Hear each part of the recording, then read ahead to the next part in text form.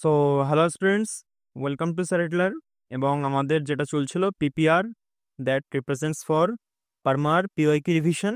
আজকে তার লেকচার 5টা রিভিশন করবো, ঠিক আছে? এবং যারা নতুন আছো তাদের উদ্দেশ্যে জানানো যে আমাদের পারমার স্যার আছে, যিনি আমাদের জিকে করান, খুবই ভালোভাবে করান, ঠিক আছে? তার যে লেকচারগুলো এখন চলছে বর্তমান, যে পিওয়াইকিউ সিরিজটা, সেটাই আমরা এখানে রিভিশন করছি, ঠিক আছে? সো আজকে তার লেকচার 5টা রিভিশন করবো। সো চলো শুরু করা যাক। হুম হুম এবার কি কোন সিস্টেমে রিভিশন করছিলাম, যারা পুরনো রয়েছে তারা আই থিঙ্ক বুঝে গেছো বা তারা সেইভাবেই ফলো করছো, এবং যারা নতুন আসো বলে দিই যে আমি কোশ্চেনগুলো এরকম ভাবে এখানে লিখেছি, ঠিক আছে? সাথে তোমাদের কাজ থাকবে ফার্স্টে আমাদের ভিডিওটা পজ করা, বা আমি যখন কোশ্চেনগুলো একবার করে এখান থেকে রিপিট করব, আমার সাথে মানে কোশ্চেনগুলো শুনে তোমার মাথায় রিকল করার চেষ্টা করা যে কোন কোশ্চেনটার অ্যান্সার কি হবে কি না হবে। তাহলেই তুমি এখান থেকে সব থেকে বেশি আউটপুট পেতে পারবে, ঠিক আছে? সো সেভাবেই ট্রাই করবে, সুবিধা হবে। তারপরে আমি আবার এই পেজটাতে আসবো, পেজটাতে এসে ফুললি ডিসকাশন করে দেবো। তাহলে এক কাজে দুই কাজ হয়ে যাবে একবারে। কোশ্চেনও ডিসকাশন হয়ে যাচ্ছে এখান থেকে, মনেও থাকবে ভালোভাবে, ঠিক আছে? আই থিঙ্ক বোঝা গেছে কি বলতে চাইছি। সো চলো আজকে শুরু করা যাক। ফার্স্ট কোশ্চেন কি রয়েছে, আর্টিকেল 15। আর্টিকেল 15 যে সাবক্লাস 2 আছে সেটা আমাদের কি বলে, সেজ দ্যাট মানে কি বলছে। তারপরে আসছে আমাদের ফান্ডামেন্টাল রাইটস। ফান্ডামেন্টাল রাইটস এটা আমাদের কোথা থেকে নেওয়া হয়েছে, এগুলো কিন্তু নিজেরা রিকল করবে মাথায়, ঠিক আছে? আর কারো যদি ইচ্ছা হয় সে কমেন্টেও টুকতে পারো, তাহলে আরো ভালো হয়, ঠিক আছে? ফান্ডামেন্টাল রাইটস কোথা থেকে নেওয়া হয়েছে, কোন পার্টে আছে, এবং কত থেকে কত নম্বর আর্টিকেল অব্দি ফান্ডামেন্টাল রাইট আছে, এবং অরিজিন হয়েছিল কোথায় ফান্ডামেন্টাল রাইটের প্রথম, এবং বর্তমানে কতগুলি ফান্ডামেন্টাল রাইট আছে, এবং আগে কতগুলি ছিল। এবং এটি মনে রাখার একটা ট্রিকও আছে, আমাদের ফান্ডামেন্টাল রাইট আছে না, যে সাম্যের অধিকার, স্বাধীনতার অধিকার, এটা একটা ট্রিক আছে, আমি ট্রিকটা একটু পরে বলছি। আর কোশ্চেনগুলো তোমরা দেখো পারো নাকি। তারপরে আর্টিকেল 16 আর 17 আমাদের কি বলা আছে। তারপরে cultural and educational right is in, মানে কত নম্বর আর্টিকেল আমাদের কালচারাল আর এডুকেশনাল রাইটটা যে রয়েছে সেটা কত থেকে কত নম্বর আর্টিকেল অব্দি রয়েছে। তারপরে আর্টিকেল 300 তে আমাদের কি বলা আছে, আর্টিকেল 300 ভালো প্রশ্ন। তারপরে আর্টিকেল 32 আমাদের কি বলা আছে। তারপরে এই পাশে আসছে আমাদের এই পাশের কোশ্চেনটা, এখানে কোশ্চেনগুলোতে আমাদের কি কি লেখা আছে দেখে নাও। রিটস, ঠিক আছে? ফার্স্ট আমাদের কি রয়েছে, রিট। আগে বলো রিট কত নম্বর আর্টিকেলে আছে এবং কতগুলি রিট আছে বর্তমানে আমাদের ইন্ডিয়ান কনস্টিটিউশনে। এবং আর্টিকেল মানে কত নম্বর আর্টিকেলে সুপ্রিম কোর্টের রিট সম্পর্কে বলা আছে, এবং হাইকোর্টের রিট সম্পর্কে কত নম্বর আর্টিকেলে বলা আছে। তারপরে যে কিউআরএনটো রিটটাতে আমাদের কি বলা আছে, কিউআরএনটো রিটটাতে, ঠিক আছে? স্যার খুব সুন্দরভাবে মনে করে দিয়েছিল। তারপরে একটি বডি চাই to have the body of, এটা আমাদের কোন রিটে বলা আছে। তারপরে আর্টিকেল 19 সাবক্লাস জিতে আমাদের কি বলা আছে, এবং স্যার যেই ট্রিকটা বলেছিল সেই ট্রিকটা সবাই রিকল করার চেষ্টা করো, এবং সাথেই চেষ্টা করো সবকটা আর্টিকেল মনে করার আর্টিকেল 19 অন্তর্গত, ঠিক আছে? সো চলো এবার ভিতরে আমাদের কোশ্চেন, এই পিপিটি স্যার যেখানে পিপিটিতে না স্যারের যে নোটটা, এখান থেকে ডিসকাশন শুরু করি, ঠিক আছে? ফার্স্টের কোশ্চেন কি আমাদের, citizens are not discriminated against basis of religion, caste, sex, because of, মানে আমাদের কোন রাইটটার প্রভাবে কোনো সিটিজেনকে এইগুলোর বেসিসে ডিসক্রিমিনেট করা যাবে না। এটা হলো আমাদের রাইট টু ইকুয়ালিটি, যেটা আমাদের 17 নম্বর এই 15 নম্বর আর্টিকেলে রয়েছে, যে রিলিজিয়ন, রেস, কাস্ট, সেক্স এর বেসিসে আমাদের কাউকে ডিসক্রিমিনেট করা যাবে না, ঠিক আছে? সো চলো আগে এই পাশের ফান্ডামেন্টাল রাইটে আসি, তারপরে এই পাশটাতে আসছি। ফান্ডামেন্টাল রাইট আমাদের কত নম্বর পার্টে আছে, পার্ট 3-এ আছে। এবং ফান্ডামেন্টাল রাইট আমাদের 12 থেকে 35 নম্বর আর্টিকেল অব্দি। এখানে কোন জায়গা থেকে বড় করা হয়েছে, সেটা হলো ইউএসএ থেকে, ইউএস এর বিল অফ রাইটস থেকে বড় করা হয়েছে। কিন্তু যদি এর অরিজিন জিজ্ঞেস করা হয়, অরিজিন হলো ম্যাগনা কার্টা অফ ইউকের ম্যাগনা কার্টা হিসাবে এটার অরিজিন হয়েছিল, ঠিক আছে? আর অরিজিনালি আমাদের 7টা ফান্ডামেন্টাল রাইট ছিল, এখন বর্তমানে 6টা আছে, আমাদের সম্পত্তির অধিকারটাকে হাটিয়ে দেওয়া হয়েছে। এই যে বলেই দিলাম, অ্যাট প্রেজেন্ট 6টা আছে। তারপরে রাইট টু প্রপার্টি আমাদের এটাকে ডিসমিস করা হয়েছে, যেটা আমাদের আর্টিকেল 31-এ ছিল। এখন বর্তমানে এটা 19-এর এফ এটা ছিল আগে, ঠিক আছে? 19-এর এফ আর আমাদের আর্টিকেল 31-এ ছিল, এটাকে এখন ডিসমিস করা হয়েছে। তারপরে রিমুভ ফ্রম পার্ট যেই remove from part 3 by 44th যে কনস্টিটিউশন অ্যামেন্ডমেন্ট 1978 সালে হয়েছিল, 44তম অ্যামেন্ডমেন্ট, সেটার মাধ্যমে কোন জিনিসটাকে অ্যামেন্ড করা হয়েছে, এই যে এইটাকেই অ্যামেন্ড করা হয়েছে, ঠিক আছে? সেটাই উপরে দেওয়া ছিল। এবং সাথে কত নম্বর আর্টিকেল এটাকে রাখা হয়েছে সেটা বললে পরে 300 ঠিক আছে? 300 আর্টিকেল রাখা হয়েছে, কত নম্বর পার্ট সেটা, পার্ট XII, ঠিক আছে? পার্ট 12, ঠিক আছে? এটি বর্তমানে এখন একটি লিগ্যাল রাইট, আমাদের যে সম্পত্তির অধিকার সেটা। এবং সেই আর্টিকেল তো না, আমাদের 44 নম্বর কনস্টিটিউশন অ্যামেন্ডমেন্টের সময় আমাদের জিজ্ঞেস করে পিএম কে ছিল, তখন হবে মোরারজি দেসাই। ভালো প্রশ্ন, বারবার জিজ্ঞেস করা হয়। তারপরে এখানটাতে আসো, এটা দেখে নাও, যে রাইট টু ইকুয়ালিটি, এটা আমাদের কত থেকে 14 থেকে 18। এটা আমি দেখো মনে রাখার একটা ট্রিক বলে দিচ্ছি, ঠিক আছে? মনে রাখার একটা ট্রিক বলে দিচ্ছি, যে সাম্য, স্বাধীনতা, শোষণ, ধর্ম, শিক্ষা, আমি বলে দিচ্ছি, ঠিক আছে? তোমরা লিখে নেবে সাম্য, এই যে এটা হলো আমাদের সাম্য, স্বাধীনতা, শোষণ, ধর্ম, শিক্ষা।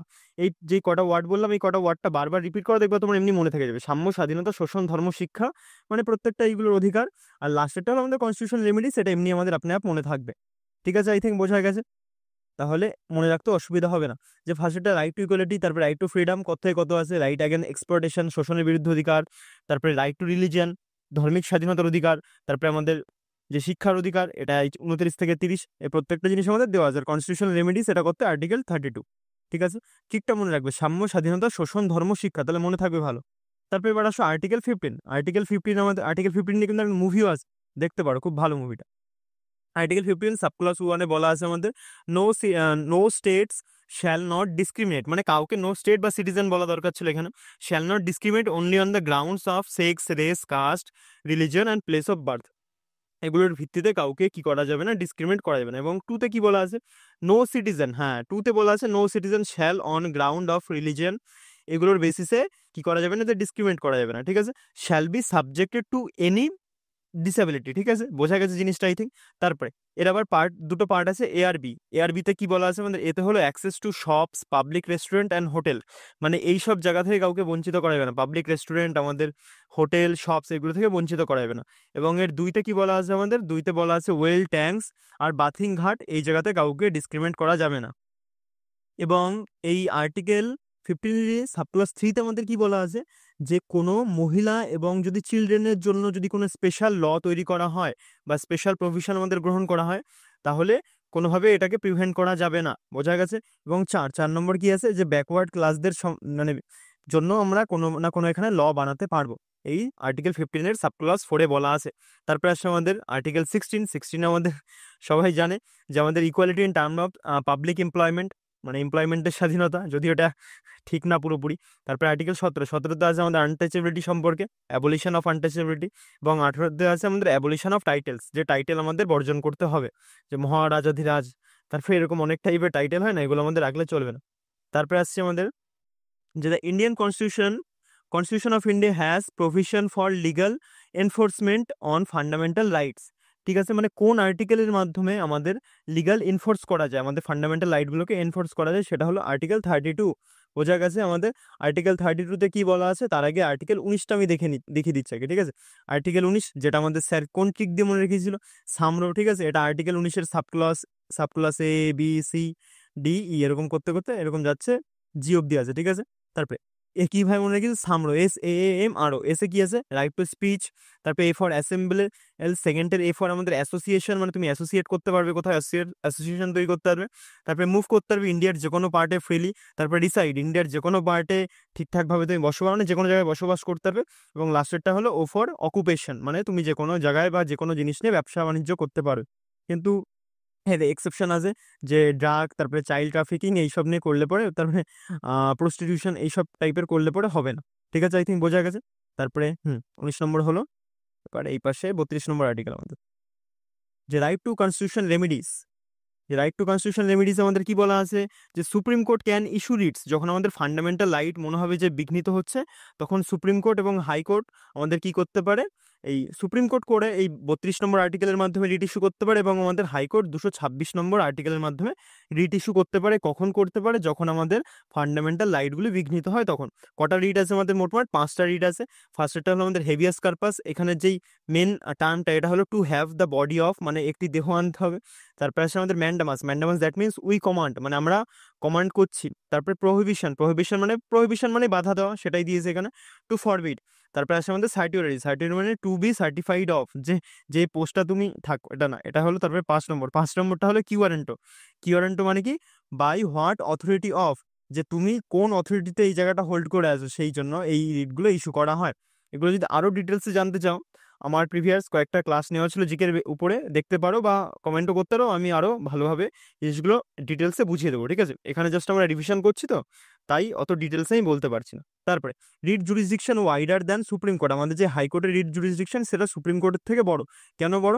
কারণ আমাদের হাইকোর্ট লিগাল ম্যাটারেও রিট ইস্যু করতে পারে, কিন্তু সুপ্রিম কোর্ট সেটা পারে না। ঠিক আছে, ফার্স্ট পেজ কমপ্লিট, এবার সেকেন্ড পেজে আসো। সিমিলারলি এখানেও কোশ্চেন আমাদের আমি টুকেছি।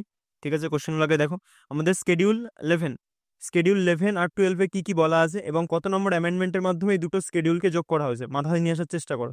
অফিসিয়াল ল্যাঙ্গুয়েজ আমাদের কত নম্বর স্কেডিউলে রয়েছে, তারপরে বিডিএসএম বিডিএসএম বা যাই ভাবো অ্যাড হয় হুইচ কনস্টিটিউশন অ্যামেন্ডমেন্টের মাধ্যমে আমাদের বিডিএসএম মানে বোরো, ডোগরি, সান্তালি আর মৈথিলি এই চারটে ভাষাকে কত নম্বর কনস্টিটিউশন অ্যামেন্ডমেন্টের মাধ্যমে যোগ করা হয়। তারপরে হুম ঠিক আছে, which seismic wave is fastest, মানে আমাদের কোন আর্থকুইকের সময় যে সেসমিক ওয়েভগুলো তৈরি হয় তার মধ্যে কোনটা আমাদের ফাস্টেস্ট। তারপরে মোস্ট ডিস্ট্রাকটিভ ওয়েভ ওয়েভ কোনটা, যে সেসমিক ওয়েভগুলো তৈরি হয় তার মধ্যে সব থেকে ডিস্ট্রাকটিভ কোনটা। তারপরে আসছে আমাদের কনভার্জেন্ট এবং ডাইভার্জেন্ট, এই যে দুটো আমাদের প্লেট মুভমেন্ট, এই দুটো মনে করার চেষ্টা করে এবং কোনটাতে আমাদের কনভার্জেন্টে কি কি প্রভাব হয়, ডাইভার্জেন্টে কি কি হয়, কোনটাকে আমাদের ডিস্ট্রাক্টিং বলে, কোনটাকে আমাদের কনস্ট্রাক্টিং বলে, সেগুলো মনে করার চেষ্টা করো। এবং পঞ্চায়েতকে আমাদের কত নম্বর কনস্টিটিউশন অ্যামেন্ডমেন্টের মাধ্যমে অ্যাড করা হয়। তারপর আসছে আমাদের রাজ্যসভা আমাদের কত নম্বর স্কেডিউলে রয়েছে।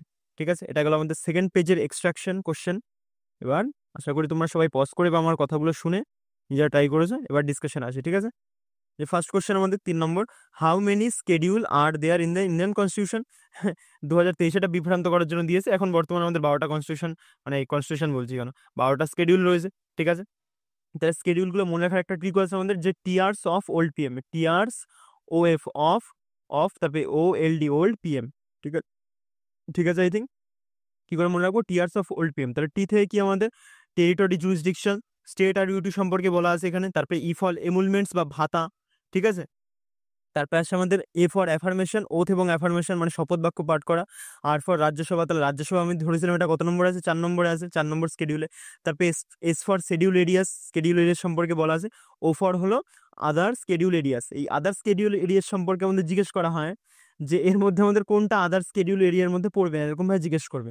তখন তোমাকে এরকম ভাবে মনে রাখতে পারো জিনিসটা, যে এটিএম মানি, যে এটিএম এর মধ্যে মানি নেই মানে কি, মণিপুর নেই। ঠিক আছে, এটিএম এর মধ্যে আমাদের কি নেই, মণিপুর নেই, এভাবে মনে রাখতে পারো। কারণ এই কটা তোমার চারটে আছে, এই টাইপগুলো আমাদের আদার স্কেডিউল এরিয়াস এর মধ্যে, তোমাদের এই চারটের মধ্যে একটাকে গায়েব করে দিয়ে দেবে মিজোরাম, মানে মিজোরাম বলছি কেন, আমাদের মণিপুর দেবে। তখন তোমাকে আইডেন্টিফাই করতে হবে যে এর মধ্যে আমাদের কে নেই, মণিপুর নেই, উইদাউট মানি। দেখো দিয়ে দিয়েছে স্যার। তারপরে আসছে আমাদের এফ এফ ফর আমাদের কি, ফেডারেল প্রভিশনগুলো, যেই ফেডারেল প্রভিশনগুলো সেগুলো রয়েছে। তারপর আমাদের ও ফর অফিসিয়াল ল্যাঙ্গুয়েজ, আগে ছিল আমাদের 14টা, বর্তমানে আমাদের 22টা অফিসিয়াল ল্যাঙ্গুয়েজ রয়েছে। ঠিক আছে, 21 নম্বর কনস্টিটিউশন অ্যামেন্ডমেন্টের মাধ্যমে আমাদের সিন্ধিকে যোগ করা হয় 1967 সালে, এবং 71তম সি এর মাধ্যমে আমাদের কোঙ্কানি, মণিপুরি আর নেপালিকে যোগ করা হয় 1992 সালে। এবং তুমি 21 আর এই 71 যোগ করো, দেখো কত হয় তোমার 92। সেই 92 নম্বর কনস্টিটিউশন অ্যামেন্ডমেন্টের মাধ্যমে বিডিএসএম, বোরো, ডোগরি, সান্থালি আর মৈথিলিকে 2003 সালে যোগ করা হয়, বিডিএসএম আই থিঙ্ক মনে থাকবে। আর 96তম কনস্টিটিউশন অ্যামেন্ডমেন্টের মাধ্যমে ওডিয়াকে আমাদের, ওডিয়া ভাষাকে ওডিশা ওডিশা ভাষাকে ওডিয়া হিসেবে এটাকে রিকগনাইজেশন দেওয়া হয়। ঠিক আছে, তারপরে তারপরে আসছে আমাদের এল এল ফর কি, আমাদের ল্যান্ড রিফর্ম সম্পর্কে এবং জমিদারি সিস্টেম সম্পর্কে বলা আছে। এটা আমাদের ফার্স্ট কনস্টিটিউশন অ্যামেন্ডমেন্টের মাধ্যমে এটাকে অ্যাড করা হয় 1951 সালে। তারপরে ডি ফর কি, আমাদের ডিসকোয়ালিফিকেশন অফ এমপি, মানে আমাদের ডিফেকশন। ঠিক আছে, কেউ ডেফিকেশন বলে দিও না, চাপ হয়ে যাবে। যে ডিফেকশনের গ্রাউন্ডে যে কাদেরকে যে দলত্যাগ বিরোধী আইনের এইটার বেসিসে কাদেরকে দল থেকে তাড়ানো হবে, সেটাকে আমাদের বলা আছে এত নম্বর স্কেডিউলে, কত নম্বর এটা, 9 নম্বর 10 নম্বর স্কেডিউলে। ঠিক আছে, তারপরে আসছে আমাদের এটা কত নম্বর অ্যামেন্ডমেন্টের মাধ্যমে অ্যাড করা হয় সেটাও জিজ্ঞেস করা হয়, 52তম 1985 সালে। ঠিক আছে, খুব ইম্পর্টেন্ট, বারবার জিজ্ঞেস করে। তারপরে পি ফর কি, আমাদের পঞ্চায়েত কত সালে, 73 নম্বর সিএ 1992। এখানে কটা আমাদের বিষয়বস্তু আছে, 29টা, বারবার জিজ্ঞেস করা হয়। তারপরে এম ফর কি, মিউনিসিপ্যালিটিস, 74 কনস্টিটিউশন অ্যামেন্ডমেন্টের মাধ্যমে 1992, যে সেম বছরেই, এবং এর মধ্যে আমাদের 18টা ফাংশনাল ম্যাটার্স আছে। ঠিক আছে, বারবার জিজ্ঞেস করা হয় এই জিনিসগুলো। তারপরে নেক্সট কোশ্চেন 4 নম্বর কি বলছে, movement of fault lines causes, যে ফল্ট লাইন মানে এই বিচ্যুতিগুলো মানে ভেঙে যাওয়া বা বিচ্যুতি, এই টাইপের এই জিনিসগুলো বলছে। ঠিক আছে, এগুলোকে বলে ফল্ট লাইন। এগুলোর ফলে আমাদের কি হয়, আর্থকুইক হয়। সোজা প্রশ্ন, সাডেন রেইন তো হবে না, ফ্লাডও হবে না, স্টর্মও হবে না, আমাদের কি হয়, এই বিচ্যুতিগুলোর ফলে আমাদের আর্থকুয়েক হয়। ঠিক আছে, চলো এবার আর্থকুয়েক সম্পর্কে একটু দেখে নিই। আমাদের স্টাডি অফ আর্থকুয়েককে আমাদের কি বলে, সেইসমোলজি বলে। এবং সেইসমোগ্রাফ দিয়ে কি হয়, আমাদের instrument that records earthquake wave, মানে আর্থকুয়েকের যে ওয়েভ সেটাকে মাপে কার দ্বারা, সিসমোগ্রাফের দ্বারা।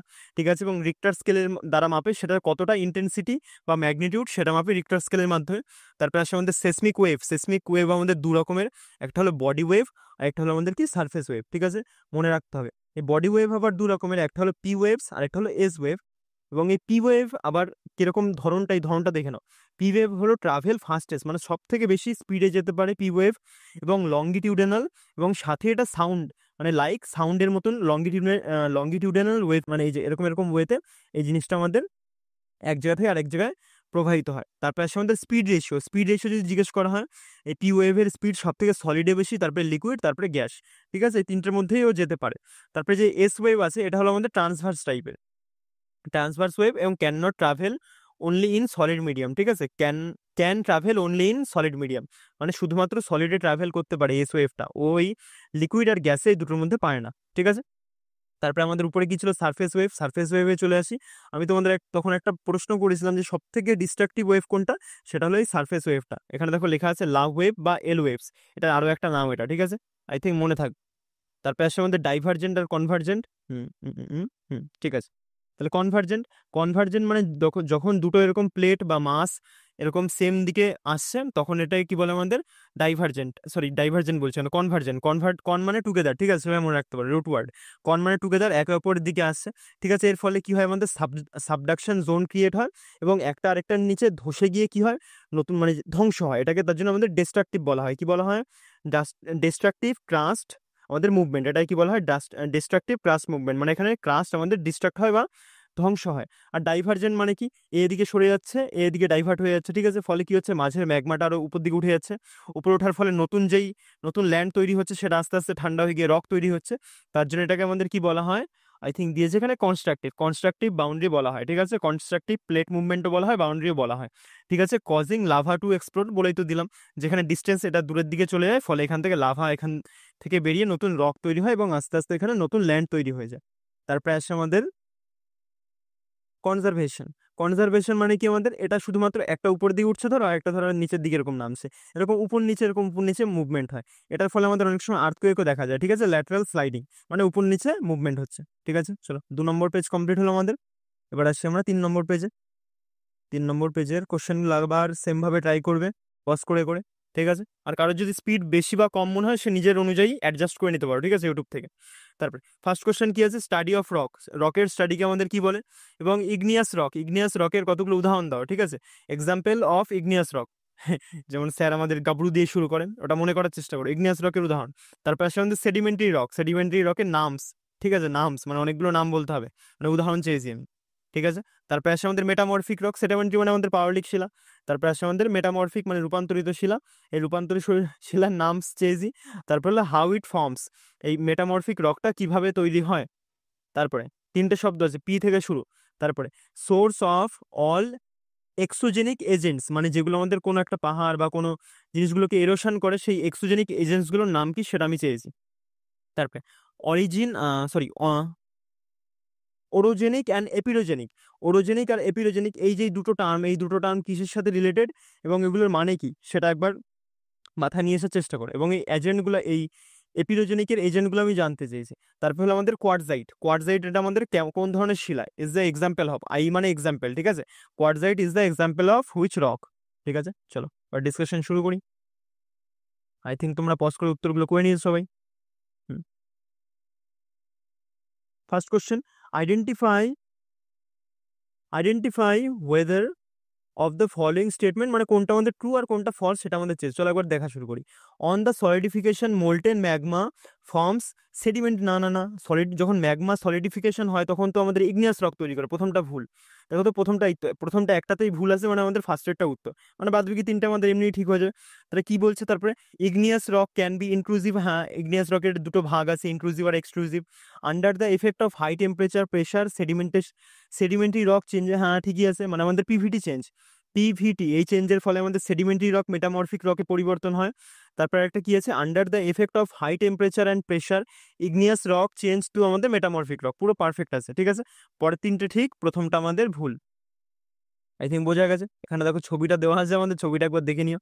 তারপরে এখানে এবার যে হাউ আর রক ফর্মস, ঠিক আছে। রক আমি তো বলেই দিলাম, যখন ম্যাগমা উপরে উঠে আমাদের ইগনিয়াস রক ফর্ম হয়, সেটা থেকে ইগনিয়াস রক থেকে আস্তে আস্তে আমাদের সেডিমেন্টারি থেকে মেটামরফিক রক এগুলোর রূপ নেয়, ঠিক আছে।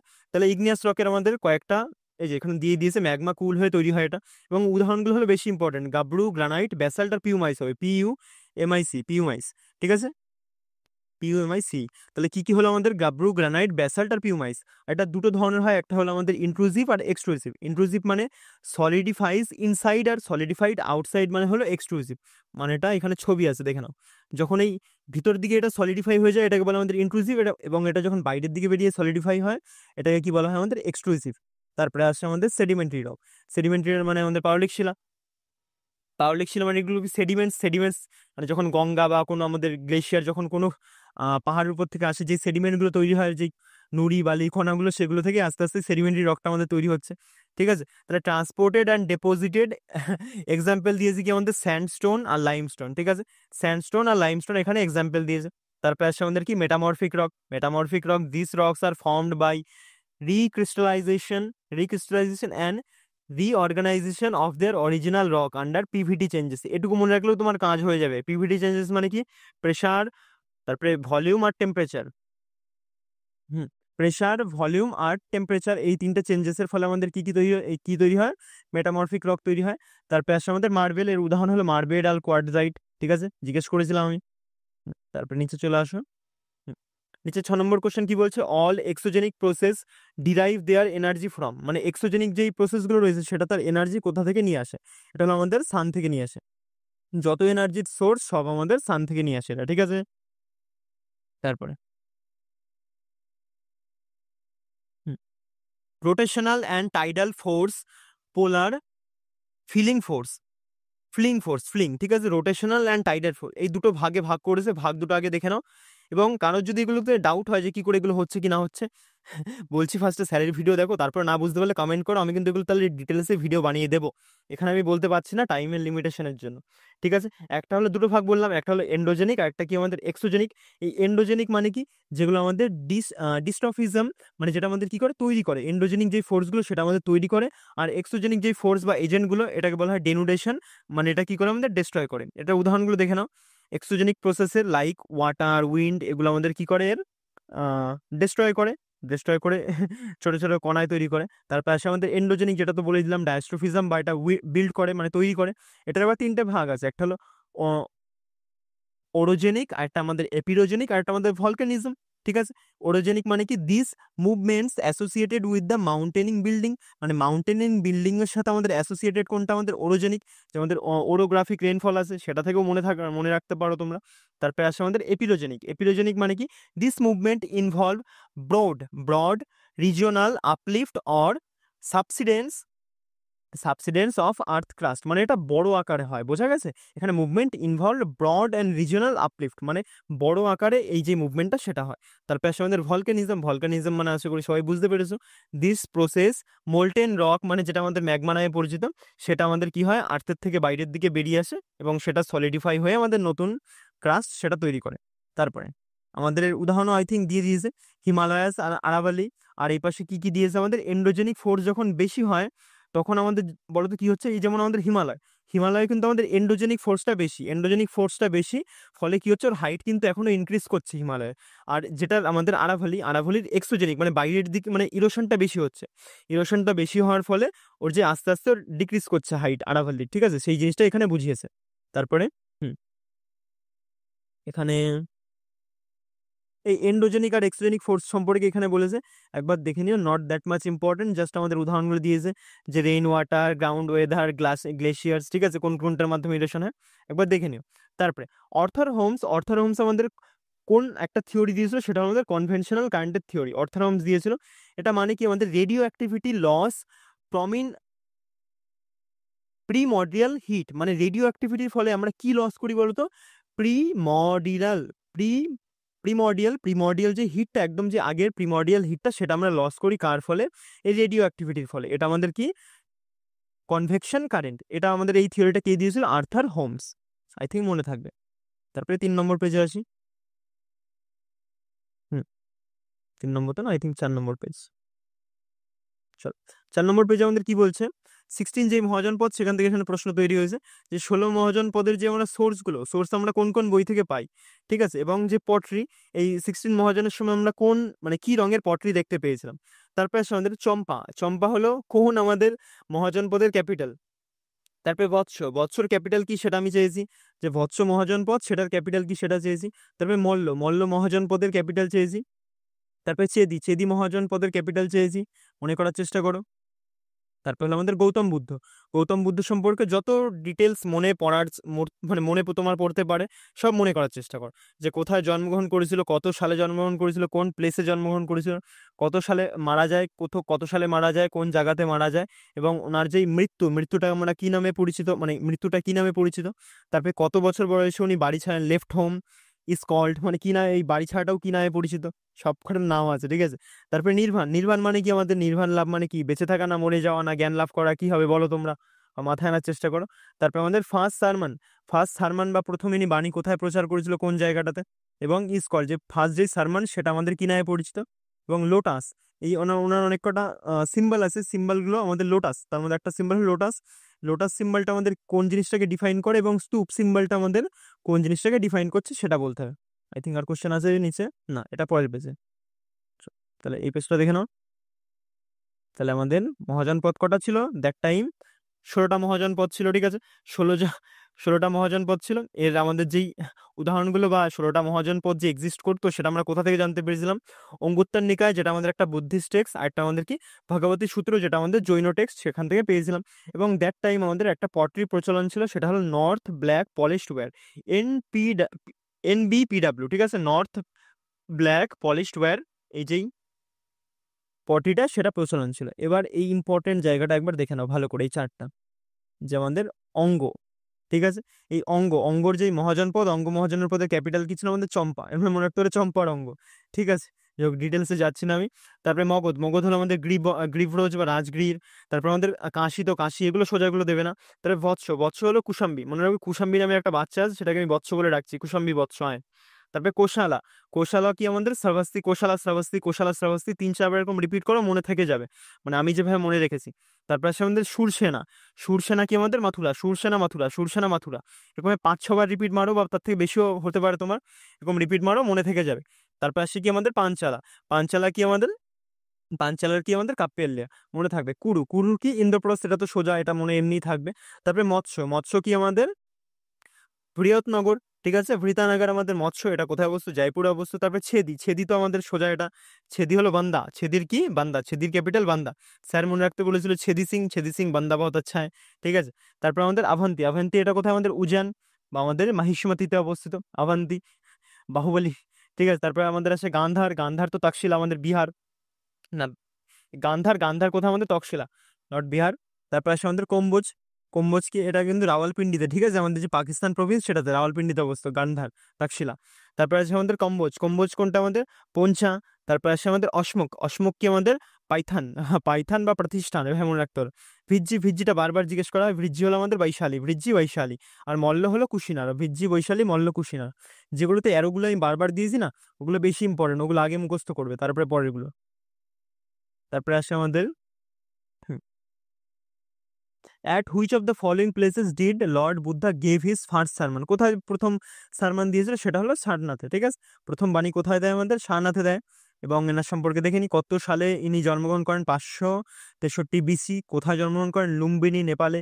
তারপরে এনার ডেথ হয় কত সালে, 483 BC-তে ডেথ হয় এনার, কোথায়, কুশিনগরে, ঠিক আছে, মনে থাকবে, আই থিঙ্ক মনে রাখা উচিত, নাহলে কিন্তু চাপ হয়ে যাবে। এবং এনার যে ডেথ, সেই ডেথটাকে আমাদের কি নামে আমরা জানি, মহাপরিনির্বাণ, মনে রাখবে। এবং এনার চাইল্ডহুডের নাম কি ছিল, সিদ্ধার্থ। এবং যখন ইনি এনলাইটেনমেন্ট লাভ করে তখন এনার নাম হয়ে যায় গৌতম বুদ্ধা, ঠিক আছে। তাহলে ফাদার, ফাদারের নাম কি আমাদের শুদ্ধোধন, মাদারের নাম মহামায়া, ওয়াইফ হলো যশোধারা। এবং কত বছর বয়সে ইনি ঘর ত্যাগ করেন, গৃহত্যাগ করেন, সেটা হলো 29 বছর বয়সে। তারপরে এই ঘর ত্যাগ করাটাকে আমাদের কি বলা হয়, মহাপরিনিষ্ক্রমণ, বাড়ি ঘর ত্যাগ করাটাকে। এবং যে এনলাইটমেন্ট লাভ করেছিল এটাকে আমাদের কোথায়, মানে কোন জায়গাটা এনলাইটমেন্ট লাভ করেছিল, সেটা হলো উরুভেলা, উরুভেলা কোথায়, বোধ বিহারে, মনে রাখতে হবে, ঠিক আছে, একটা পিপল গাছের গোড়ায় বসে। তারপরে মিনিং, এই যে এনলাইটমেন্ট মিনিং মানে কি, এনলাইটমেন্টের একটা মিনিং হলো আমাদের নির্বাণা, নির্বাণ মানে কি, যে আমাদের যেই সাইকেলটা আছে জন্ম মৃত্যুর সাইকেল, সেই সাইকেল থেকে বেরিয়ে যাচ্ছে। তারপরে ইনি প্রথম সারমান কোথায় দিয়েছিল, একটু আগে তো দেখলাম আমরা, প্রথম সারমান সারনাথ, আমাদের বারাণসীতে প্রথম সারনাথ দিয়েছিল, ঠিক আছে, এই যে উপরে এখানে ছিল সারনাথ, বারাণসী, বোধগয়া, আই থিঙ্ক বোধগয়া উনি এনলাইটমেন্ট লাভ করে, সব মনে থাকবে। তারপরে আসলে আমাদের যেই সারনাথে যেই সারমানটা দেয়, এটাকে আমাদের কি নামে পরিচিত, সেটা হলো ধর্মচক্র প্রবর্তন, মনে রাখতে হবে। ঠিক আছে, ধর্মচক্র প্রবর্তন নামেও পরিচিত। এবং এটা যদি ইংলিশ মানে জানতে চাও সেটা হলো টার্নিং অফ হুইলস, মানে চক্র পরিবর্তন করে দাও। ঠিক আছে, এবং এই জায়গাটা থেকেও বারবার জিজ্ঞেস করা হয় যে কোন সিম্বলটা কোন জিনিসটাকে ডিফাইন করছে। লোটাস মানে কি? পদ্ম। পদ্ম আমাদের ডিফাইন করে কি বলতো?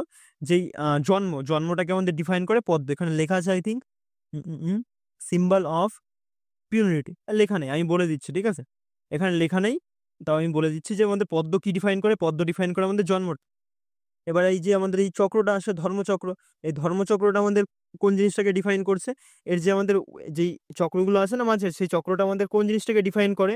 যে আমাদের যে নোবেল যেই এনলাইট যে 8টা পাথ ছিল, বুদ্ধের যে 8টা পাথ ছিল সেটাকেও ডিফাইন করে। বা এই চক্রটা পুরো যদি হুইলটা সম্পর্কে জিজ্ঞেস করে, হুইলটা মহাবিনিষ্কমনটাকেও ডিফাইন করে। বুদ্ধ যখন গৃহত্যাগ সেটাকেও ডিফাইন করে, কারণ চাকাতে করে গিয়েছিল, রথের চাকা। তারপরে স্তূপ, স্তূপ আমাদের কি ডিফাইন করে? মৃত্যুকে ডিফাইন করে। ঠিক আছে, এই সিম্বলস গুলো। তারপরে আসছে আমাদের কি, বোঝা যাচ্ছে না, হেজি হয়ে গেছে। হুম, ত্রিরত্ন। এই যে ত্রিরত্ন, ত্রিরত্ন আমাদের কোন কোন জিনিসটাকে ডিফাইন করছে? একটা হলো Buddha and his Dhamma, Buddha Dhamma and Sangha, এই তিনটে জিনিসকে আমাদের ডিফাইন করছে। ঠিক আছে, আই থিঙ্ক হলো। তারপরে এই পাশে আরো ছবি রয়েছে। নির্বাণ, এনলাইটমেন্ট তো বলেই দিলাম কত সালে নিয়ে এনলাইটমেন্ট লাভ করে। রিনাউন্সিয়েশন, রিনাউন্সিয়েশন মানে ত্যাগ করা। ঠিক আছে, এবং বুদ্ধর যে বার্থ সব এখানে দেওয়া আছে। ঠিক আছে, আই থিঙ্ক চলো এই পেজটা কমপ্লিট হলো। ঠিক আছে। হুম, ঠিক আছে। পরের দিন একটা ইম্পর্টেন্ট একটা টপিক এখান থেকে স্যার এটা বোঝায়, অনেক সময় স্যার একটু ল্যাগ করে যায়। এই টপিকটা আমি পরের দিন বোঝাবো। ঠিক আছে, জিডিপি থেকে জিএনপি, জিএনপি থেকে জিডিপি কি করে আসা যায় কি না আসা যায়, তাই আমি পরের দিন বোঝাচ্ছি। ঠিক আছে, সো চলো আজকের ক্লাসে অবধি ছিল। পরের দিনের ক্লাসে আবার দেখা হচ্ছে, মানে এটা পার্ট 2 হিসেবে আসবে। এটা পার্ট 1 হলো, পার্ট 2 হিসেবে ওটা আসবে। ঠিক আছে, সো চলো, থ্যাংক ইউ সবাইকে, দেখা হচ্ছে নেক্সট ক্লাসে।